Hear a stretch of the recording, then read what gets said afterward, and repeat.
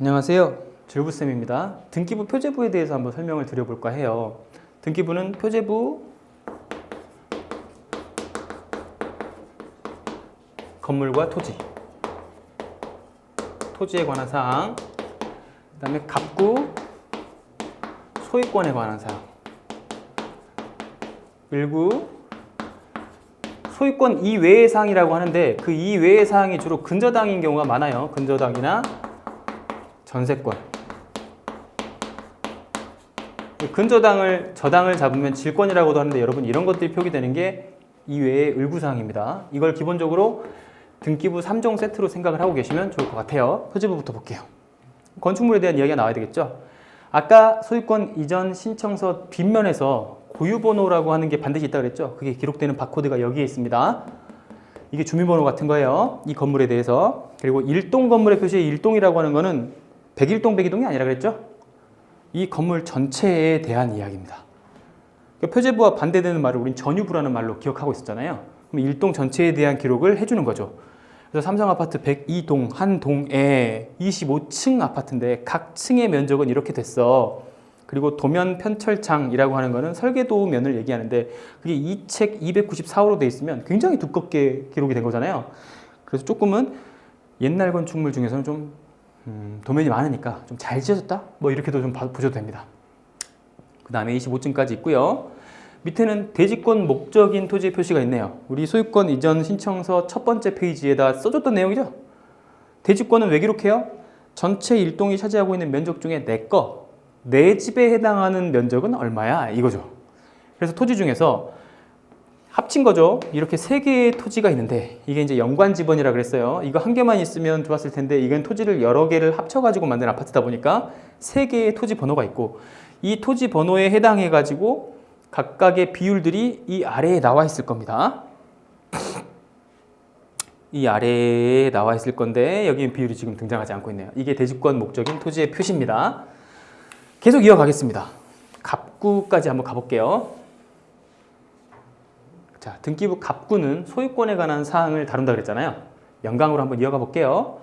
갑구라고 하는 게 소유권에 관한 사항을 다루니까 이 순위 번호가 1번, 3번, 4번 이렇게 되잖아요. 이게 늘어갈수록 소유권에 관한 사항이 많이 바뀌었다라고 볼 수 있는 거죠. 그리고 밑에 가로치고 전1 이렇게 돼 있는 거는 등기부가 예전에 토지 등기부가 있었겠죠. 그게 전에 있었던 등기부라는 뜻입니다. 순위 번호가 만약에 다르면 여기 전인데 여기 전1 이렇게 나오기도 해요. 이렇게 표기되는 경우도 있습니다. 집합건축물로 등기가 하나로 합쳐진 것 같고요. 소유권 보존된 다음에 매매가 한번 일어났고 유증이라고 하는 게 한번 일어났네요. 유증이라고 하는 게 뭐죠? 유증이라고 하는 거는 상속 같은 개념이라고 생각하시면 됩니다. 그래서 소유자 장군국에게 공정증서에 의해서 유증이 있으니까 공정증서는 판결문 아닙니까?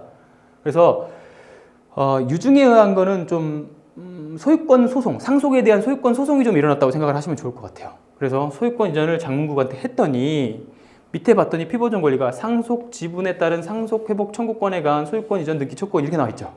그러면 어떤 상속에 있어서 한 사람이 조금 못 받은 거예요. 그래가지고 이거에 대해서 회복을 해달라라고 청구를 하니까 이게 이제 여러분 유류분 청구 소송이라는 걸로 많이 알고 계시죠? 용어가 어려운 거는 이해하지 마시고 뭐라고 이해하시면 되냐면 상속의 이의 제기를 할 수 있었던 시기였던 거죠. 요즘에는 이제 미법이 개정돼가지고 기여분이 좀 높은 사람한테는 상속을 좀 더 해줄 수도 있게 됐거든요. 근데 이전에는 균등하게 했었어야 됩니다. 그래서 균등하게 하지 않았으면 새로운 이해관계자가 나타나가지고 나 좀 더 줘 이렇게 말할 수도 있게 되는 그런 시기였었어요. 그래서 그렇게 해서 가처분이 일어났고 이 가처분으로 인해 가지고 이 가처분 결정으로 채권자 장충국 장인국 이름이 비슷하죠. 강혜경. 그래서 가처분을 해놓고 이 물건에 대해서 이제 소유권을 이전해가지고 바꾸자는 그런 얘기들이 나오는 거예요. 근데 제일 어려웠던 건 뭐냐면 7분의 1 갖고 있는 미합중국, 뉴저지에 살고 있죠. 그리고 한 분도 더 있었는데 하여간 여기는 관계자 2명이 미국에 살고 있는 사람이 있었습니다. 그래가지고 지금 미국에 살고 있는 사람이 있기 때문에 이거는 경매로 진행되는 물건 중에 송달이 어렵잖아요. 외교부를 통해서 가고 막 그래야 되니까. 그래서 아마 고수분들도 많이 안 들어왔을 것 같다. 근데 이분이 이제 한국이랑 왔다 갔다 하시면서 중고나라나 피터팬을 통해 가지고 임대를 하시고 계셨고 그래서 메일이나 문자 같은 걸로 이렇게 하시면서 관리를 하고 계셨던 그런 분이었어요. 이분이 가장 포인트였고요. 그리고 가처분 등기 말소되고 지분 압류된 상황에서 소유권이 이제 임의경매 개시 결정으로 바뀌었거든요. 근데 임의경매 개시 결정 여기 뭐라고 나왔냐면 공유물 분할을 위한 경매 개시 결정 이렇게 나왔죠. 공유물 분할을 소송을 만약에 경매로 개시할 경우에는 형식적 경매라고 보통 나오잖아요.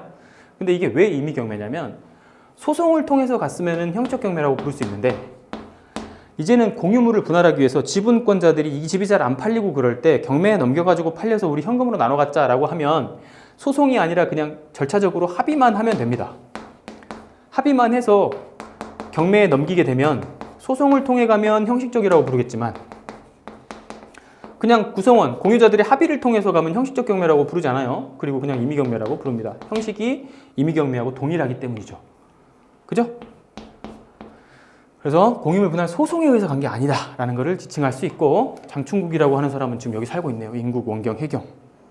그래서 이 갑구에 대해서 소유권 이전을 해와가지고 임의경매 개시 결정으로 받아들였던 사람에 대한 이야기를 한번 해봤습니다.